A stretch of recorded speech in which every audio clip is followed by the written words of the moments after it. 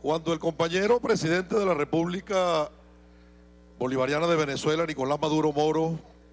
el pasado 6 de julio vino a la Asamblea Nacional,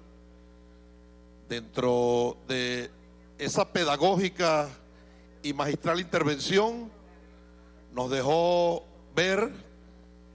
el trabajo desapador que viene haciendo la ExxonMobil para lograr aunar voluntades en torno a la triste y deleznable gestión en contra de la paz de América Latina y el Caribe. Y después de escuchar con detenimiento todos y cada una de las intervenciones de los diputados de la derecha, yo me compadezco de ellos, y no lo digo por ironía o con histrionismo, sarcasmo, lo digo de todo corazón, porque ellos lo que les tocó en este momento es una verdadera papa caliente, ya que la derecha reaccionaria venezolana le tiene el alma vendida al diablo, y ellos siempre se ponen del lado y defienden los intereses no del pueblo y de los electores, sino de sus financistas. Y esas infelices intervenciones de la derecha se constituyen en una suerte de confesión de parte para establecer claramente que la ExxonMobil ha metido sus manos en esa bancada. Y cuando digo que esto no es nuevo, voy a hacer referencia a una carta que publica en su libro Federico Brito Figueroa, que se llama Tiempos de Ezequiel Zamora, ediciones de la Biblioteca del Ministerio del Poder Popular para la Cultura, en la 6ª edición, en la página 644 y 645, y leo extractos de una carta que fue remitida por habitantes de Venezuela a su majestad, así lo escriben ellos, la reina de Gran Bretaña, fechada Caracas, 21 de noviembre de 1861. Para entrar en el momento histórico, recuerden que el Pacto de Coche se firmó en 1963, por lo tanto la angustia de estos ciudadanos venezolanos que los asistía venía establecido bajo la égida que era indetenible el triunfo de la revolución federal, y por lo tanto, como lo dice el himno de la guerra federal, los oligarcas estaban temblando de verdad. Y voy a leer extractos con su venia, señor presidente, de esta comunicación que le envían a la reina de Gran Bretaña. Los que hacemos esta manifestación somos habitantes de Venezuela. Hablamos por experiencia que actualmente nos está suministrando este país, entregado a todo género de excesos y a la guerra social de que hemos hablado, la que no tendrá término, sino con su completa ruina, y dentro de poco estará perdido para sus habitantes y para las demás naciones que pudieran reportar inmensa ventaja con su comercio y relaciones amistosas. Si estas comarcas pudieran estar en paz y seguir su marcha regular, es un deber de las naciones civilizadas de Europa de tender la vista a estos países e intervenir en ellos de manera directa, cuya intervención no podrá menos que producir los mejores resultados. Ninguna de las naciones de Europa puede con más ventaja poseer a Venezuela como la Gran Bretaña, y creemos que le sea más ventajoso esta posesión que la que tiene en la India Oriental. Continúa la carta y más adelante dice: hay en Venezuela, entre los hombres pensadores, la opinión de que conviene a esta desprenderse del territorio de la Guayana y negociarlo con la Gran Bretaña, pagando con él la deuda extranjera contraída con súbditos ingleses y además la deuda externa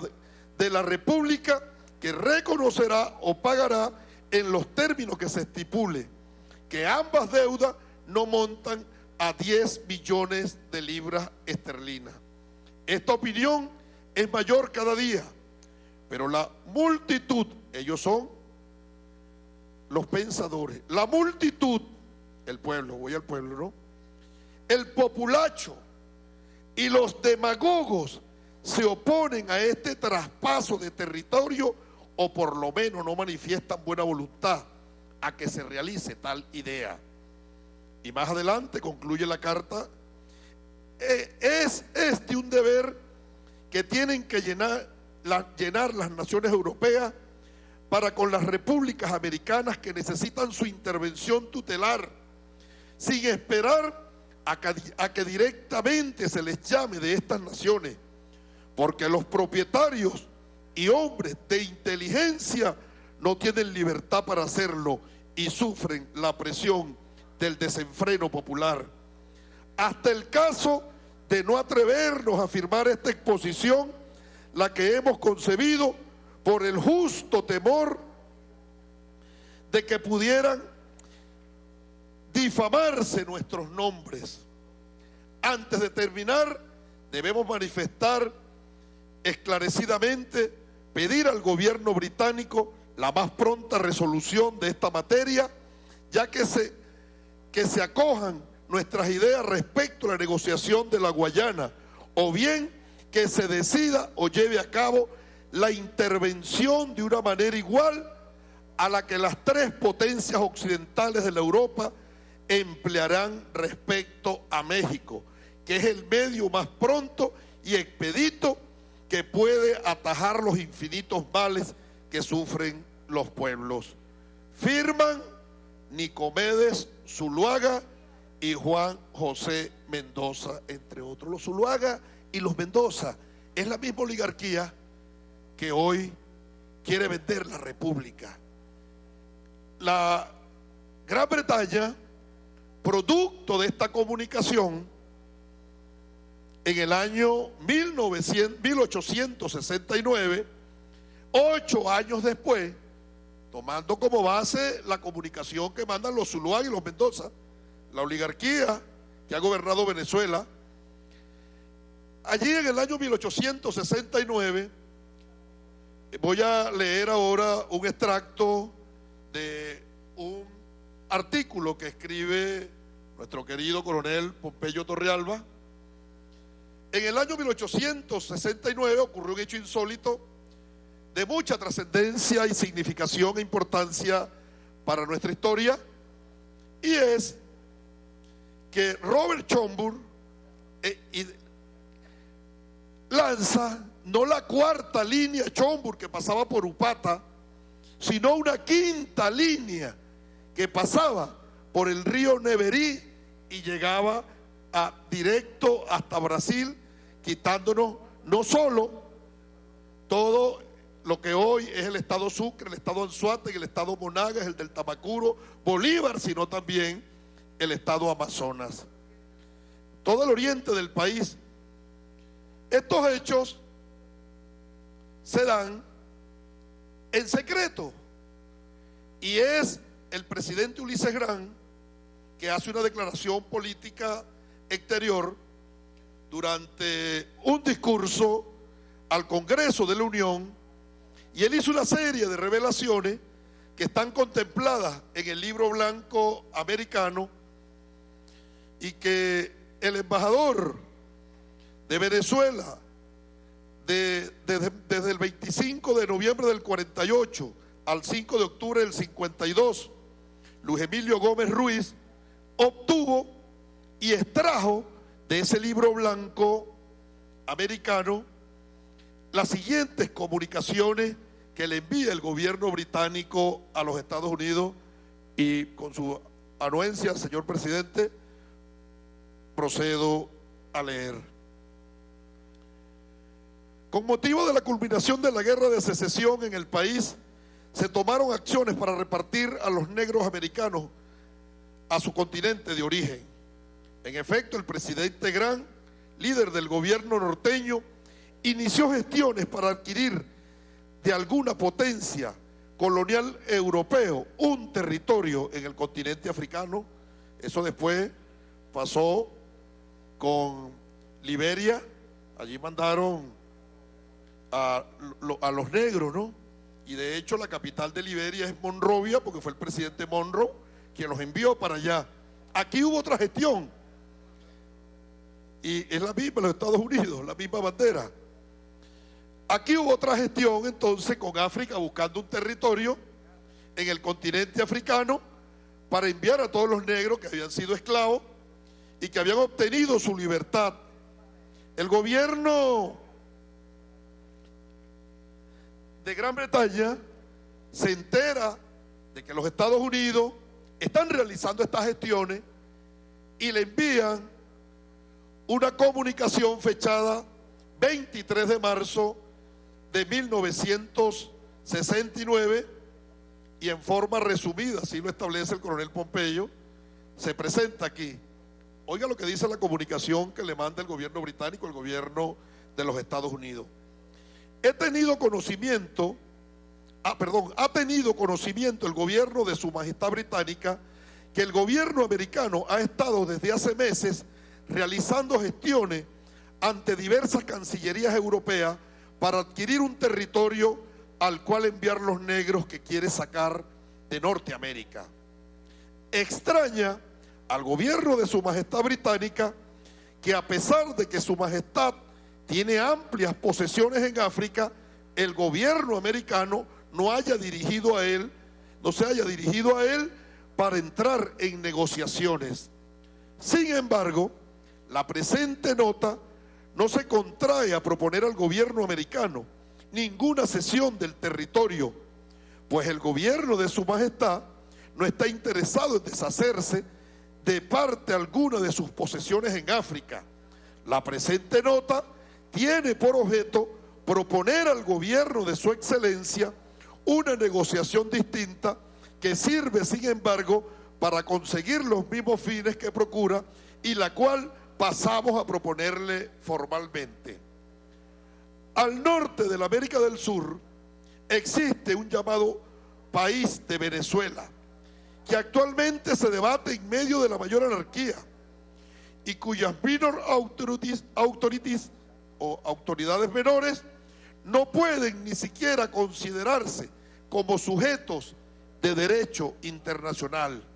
El gobierno de Su Majestad tiene interés en adquirir parte del territorio de este país para establecer con él una nueva colonia cuya capital sería Puerto España. Colonia que, por el orden y el impulso que este gobierno sabe imprimir a sus dependencias, así como por las riquezas del territorio, sería sin duda una fuente de progreso para sus habitantes y para el bienestar común de las naciones americanas y de la humanidad. El territorio que el gobierno de Su Majestad está interesado en reservarse está tentativamente circunscrito por una línea que se trazaría partiendo desde la desembocadura del río Neverí en el mar, remontando su curso hasta sus fuentes y de allí hasta la serranía en línea recta, atravesando el Orinoco. Se dirigen derechura a la frontera con Brasil, la misma quinta línea Chomburg. El territorio restante es el territorio que le va a quedar a Inglaterra. El territorio restante, continúa la carta, al occidente de dicha línea hasta la frontera de la República de Colombia, es decir, desde el Orinoco hasta la frontera con Colombia, quedará propiedad de los Estados Unidos de América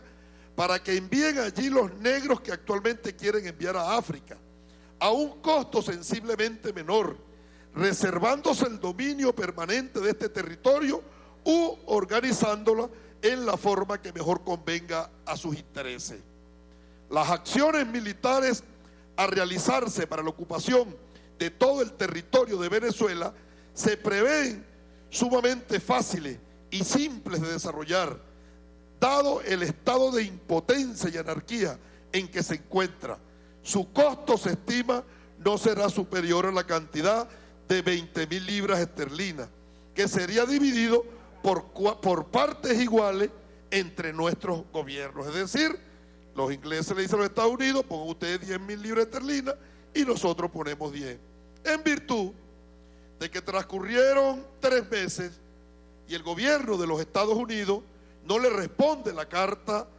a la reina de Inglaterra, le envían una segunda comunicación y leo: extraña al gobierno de su majestad británica que, habiendo enviado al gobierno de su excelencia una nota entregada por nuestro representante en Washington hace más de 3 meses con una propuesta de sumo interés, no haya recibido aún contestación, mientras continúan las gestiones americanas en Europa para obtener territorio en África. Si lo que hace vacilar al gobierno norteamericano para dar una respuesta favorable a la propuesta que le fue hecha es la repercusión de la opinión desfavorable que en las otras repúblicas americanas pueda tener para su gobierno la participación militar en la ocupación de Venezuela, el gobierno inglés le manifiesta por esta nota que está dispuesto a realizar por sí solo la acción militar requerida si para ello cuenta con la aquiescencia del gobierno americano. Le manifiesta además que está dispuesto a cumplir con los términos del reparto territorial propuesto, haciendo la debida entrega del territorio una vez que nuestras fuerzas militares hayan terminado su tarea de ocupación y previa a la entrega de la cantidad de 10.000 libras esterlinas para sufragar la mitad de los gastos militares previstos. A finales de ese mismo año, en el mes de julio o a mediados, el gobierno norteamericano le da respuesta a las 2 notas del imperio inglés en los términos siguientes y le envía al gobierno británico esta carta que les voy a leer. El gobierno de su majestad ha sufrido una equivocación al atribuir la demora de este gobierno en responder las 2 notas anteriores a vacilación de nuestra parte en la aceptación de las propuestas hechas. Debemos manifestarle que a este respecto no ha habido desde el principio vacilación alguna. La demora en contestar sus notas se debió exclusivamente a que cuando se recibió la primera, el presidente acababa de partir de esta capital en viaje a los estados del oeste, de donde ha regresado hace pocos días. Y el vicepresidente y el gabinete ejecutivo juzgaron que no sería conveniente concluir los términos de esta respuesta sin que de ello tuviera previo conocimiento el presidente. En respuesta al fondo de la propuesta que le ha sido hecha, este gobierno hace del conocimiento del gobierno inglés que es principio indeclinable del gobierno de los Estados Unidos de América la doctrina expuesta por el presidente James Monroe en 1823. En consecuencia, este gobierno manifiesta formalmente al gobierno de su majestad británica que no solo no cooperará en la operación que se le propone en referencia al territorio de la República de Venezuela, sino que se opondrá a ella con todos los medios disponibles. La oligarquía venezolana entregando el territorio, y yo pudiera decir, con el respeto de la historia y de las invasiones en nombre de la doctrina Monroe, a nosotros hasta nos salvó la doctrina Monroe, porque ya estaba todo planificado para entregar el territorio venezolano gracias a una carta de la oligarquía venezolana, que son los mismos. Si alguien quiere revisar quién es Nicomedes Zuluaga y su árbol genealógico, así como buscar un árbol genealógico para llegar a los nexos con el Libertador y con Sucre y con Miranda, sería interesante que nosotros en un trabajo de investigación, son los mismos Zuluaga de ahora, son los mismos Mendoza de ahora, son los mismos que quieren entregar esta patria y que ahora, bajo la égida del decreto de Obama, que establece como premisa fundamental que Venezuela es una amenaza inusual y extraordinaria, Y en virtud de esa amenaza, ellos emiten el decreto para proteger a los ciudadanos, a sus intereses, a sus empresas, aún fuera de la frontera. ¿Qué subyace dentro de toda esta acción? Primero, la colocación, como bien lo ha dicho nuestro compañero presidente Nicolás Maduro, de una plataforma de exploración en aguas del territorio que se está dirimiendo en controversia, establece que empiecen a tirar trapos rojos. Sí es verdad que en 2 oportunidades diputados de la derecha vinieron a esta sesión a hablar del tema de Guyana. ¿Con qué intención? Interpelar al ministro de la Defensa, sacar dentro de la vocería del gobierno o de algún alto funcionario con pinzas una declaración guerrerista y sobre esa declaración generar una construcción mediática para acuñar a nivel internacional que Venezuela va a ejecutar una operación, y cuando ellos en un falso positivo agredan su plataforma, consiguieron entonces las razones, como lo han hecho en muchas partes de este planeta, para actuar militarmente contra Venezuela. Ahí están los apátridas que utilizan el curul que les dio un pueblo, repito, para defender a sus financistas y no para defender a los supremos intereses de la República. Y con respecto a los defensores de ExxonMobil, no es que la culpa es de quien le dé el garrote, es que ExxonMobil sabe cuál es la situación de ese territorio. El 29 de septiembre del año 2000, ExxonMobil le manda una comunicación al gobierno de Guyana y le dice, después de la nota de protesta del compañero presidente Chávez a través del canciller José Vicente Rangel, y le dice que ellos se van a retirar de las operaciones porque ese territorio está en controversia que involucra, por un lado, derecho por el este a Surinam y por el oriente a Venezuela. Aquí está la carta que le envían. Entonces no es verdad que ExxonMobil no está al tanto, pero como bien lo dijo en su relatoría la camarada Blanca Cao, ExxonMobil junto al Pentágono, porque como lo escribe Daniel Stulin en su libro El Club Bilderberg, de las 40 corporaciones transnacionales que gobiernan el planeta, en los estados, ellos planifican todos los años eventos que casualmente siempre se suscitan. En los Estados Unidos hay 2 que controlan ese gobierno: el cártel mafioso petrolero y el complejo militar. El cártel mafioso petrolero establece los requerimientos y el complejo militar planifica las operaciones. De ahí está ExxonMobil y el Pentágono planificando maniobras en las islas del Caribe, el Pentágono haciendo ver que la víctima es el gobierno de Guyana, como lo han dicho muchos parlamentarios aquí de la derecha, y el agresor es el gobierno de Venezuela, cuando nosotros lo que estamos es solicitando primero al secretario general de Naciones Unidas en esta comunicación, Ban Ki-moon, que con el objetivo de llamar su atención con respecto al cumplimiento efectivo del Acuerdo de Ginebra del 17 de febrero de 1966. Por lo tanto, es un fariseísmo que venga un diputado de derecha a pedir para que se legisle en torno al territorio de Guyana. Primero vamos a cumplir con que Naciones Unidas nombre el buen oficiante. Vamos a reclamarlo primero, vamos a obtener la posesión y después se legisla. Allí hay un gran fariseísmo. Esta derecha reaccionaria, una vez más, demuestra que es enemigo de este pueblo, mientras en el Senado de los Estados Unidos, cuando se aprobó la ley del 18 de diciembre del 2014 que dio origen a este decreto, hubo abstenciones, hubo 23 votos en contra de esta derecha. Todos se negaron a aprobar que el presidente Obama derogara el decreto. Estos son más radicales, como tú lo dices, camarada presidente de la Asamblea de Diosdado Cabello. Los conversos son más radicales que los mismos senadores gringos, donde hubo abstención y voto en contra. Y con respecto a la entrega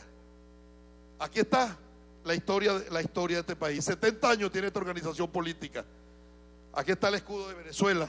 El escudo de Venezuela no tiene la zona en reclamación, no tiene el territorio en controversia. Pero más reciente, el candidato, el eterno candidato perdedor, el récord Guinness electoral, que ha recibido 2 pelas presidenciales en más de 6 meses. Revisen la historia electoral presidencial. En ninguna parte de este planeta un candidato presidencial ha recibido 2 pelas presidenciales en menos de 6 meses. Este señor se fue a Guyana, oigan, a Guyana, a declarar en un periódico. El último que apareció aquí, un general indigno de haber nacido en esta tierra, de apellido Peñalosa, que vive en los Estados Unidos, y que tú dijiste en estos días que no sabías cómo vivía allá, y ahora aparece en la primera página este señor diciendo: gobierno de Maduro quiere darse golpes de pecho con el reclamo del Esequibo. Lo que digan los diputados de la derecha, lo que digan voceros de la derecha para satanizar y estigmatizar a la revolución bolivariana, es utilizado por los negociadores del gobierno de la República Federativa de Guyana en contra de Venezuela, y lo hacen, son enemigos de la patria. Aquí está, cuando ese infeliz cumplió años, en su torta, aquí está la torta, ¿ves? Porque ellos no quieren la zona en reclamación, ellos no quieren la zona en reclamación. Mientras esta derecha reaccionaria que ha entregado la patria, que le vende el alma al diablo, que no tiene palabra, que no tiene criterio, que se sienta con nosotros para decirnos que van a aprobar el acuerdo, que se dan golpes de pecho para informar que se requiere de la unión nacional en este momento, y nos reunimos en torno a un acuerdo y marcha, contramarcha, llamada telefónica, la bancada revolucionaria consustanciada con los principios de paz, como lo dijo nuestro compañero presidente, nuestro presidente Nicolás Maduro, que nuestra mayor victoria es la paz. Ellos no van a poder lograr que se desprenda una palabra guerrerista de los revolucionarios. Mientras la derecha sigue así, esta bancada revolucionaria en el día de hoy aprueba a plenitud y suscribe en todas sus partes el proyecto de acuerdo presentado por el colega parlamentario Earle Herrera. Es todo, señor presidente, colegas parlamentarios.